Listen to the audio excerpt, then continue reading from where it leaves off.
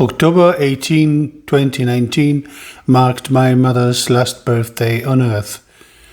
The knowledge of her approaching death hovered over us like a quiet, immovable shadow. She was suffering from pancreatic cancer, yet her mind remained lucid, her will unwavering. With a clarity that only those who stand at the threshold of eternity seem to possess, she asked me to go to Munich and pray at the tomb of Blessed Rupert Mayer. It was her explicit wish. She said her birthday gift from me should be this pilgrimage of mine.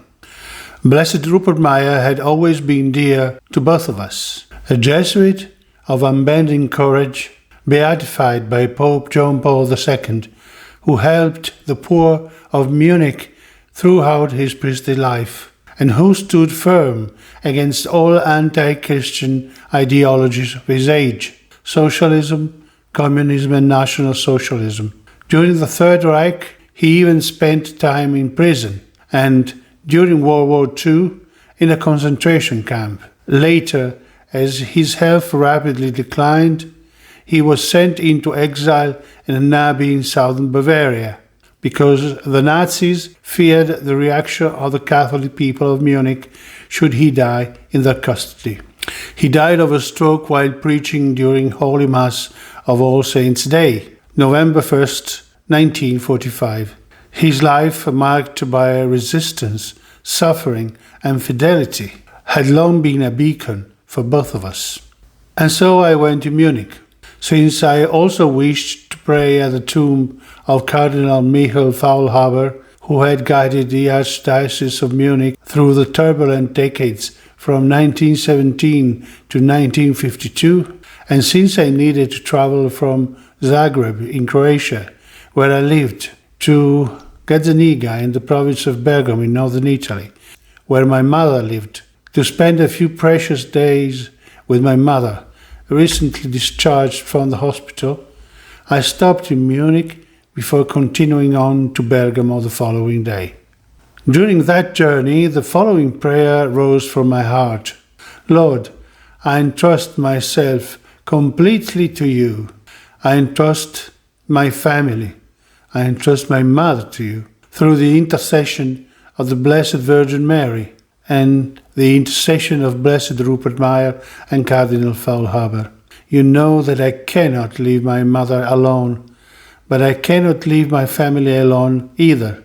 Protect my mother while I am at home, and protect my family while I am with my mother. I cannot do this alone. Guide me and sustain me with your grace. I ask the Lord to help me weather the storm. In Croatian, there is a verb that captures this image perfectly. Prebroditi. It comes from brod, ship. It means to reach the far shore. That was the essence of my prayer.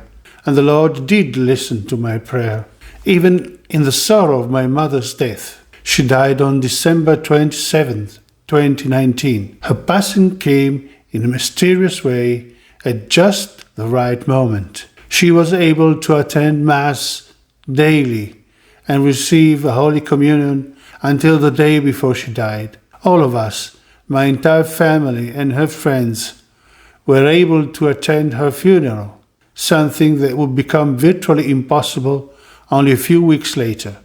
I even had just enough time to put her flat and ours in order after her death. I had scarcely finished when the pandemic broke out. Then, only weeks after we laid her to rest, the pandemic broke out. In the Seriana Valley, near Bergamo, where Alzano Lombardo and Nembro lie, just a few kilometers from my hometown of Gazzaniga, countless people lost their lives, as the area became one of the epicenters of the pandemic in Italy. The valley, once so familiar and serene, became a place of silence and fear. The Lord spared my mother the anguish of being unable to attend Mass or receive Holy Communion after the churches closed. And since she would never have received the Holy Communion in the hand, She would have preferred to suffer 100 tumors in her body. The Lord spared her that ordeal as well. He spared me as well. Had I been trapped in Gazzaniga or Zagreb by the sudden lockdowns, either my mother or my family would have been left without support for a long time, with consequence I scarcely dared to imagine. Instead, I left Bergamo just as the first shocks of the pandemic began to shake the region and the whole world. This is exactly what the Lord asks of us, to walk through the darkness in the midst of the storm, trusting in His providence, even when the horizon disappears. And now more than ever, we must strengthen our trust for ourselves, for the Church, for our health, for the salvation of our souls and of the souls of our children and our friends. We must turn to the Lord and say, "We trust in you. Guide us. We can do nothing by our own strength. Guide us with your grace.